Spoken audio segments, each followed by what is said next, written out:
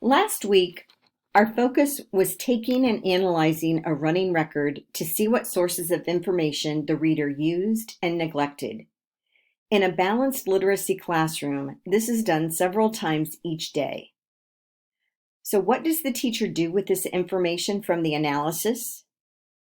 The teacher uses this data to reflect on his or her teaching and to plan future guided reading lessons. When looking at the data across a guided reading group, the teacher is able to determine if the text was appropriate for the group. Did the text offer some challenges and opportunities for the readers to learn? The teacher is also able to determine if the readers are integrating sources of information when reading or relying heavily on one or two sources and neglecting one. This will lead the teacher to reflect on the instruction provided. Is the teacher only prompting for one particular source of information? When I was coaching teachers in implementing a balanced literacy framework, this would happen frequently. The teachers would say, "My students aren't making progress in reading. I don't know what to do."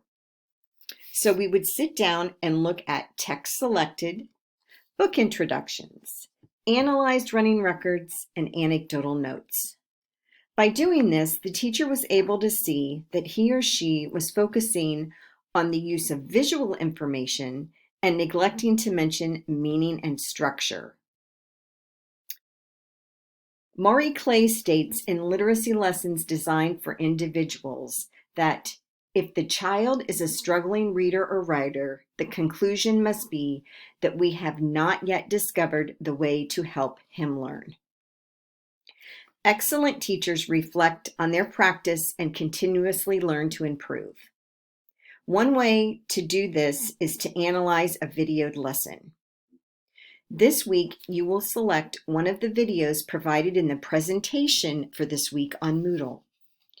You will be using figure 1.11 on page 30 of the guided reading text to assist you in this analysis. You will be outlining the lesson. What did the teacher do? You will be explaining teaching strategies you observed.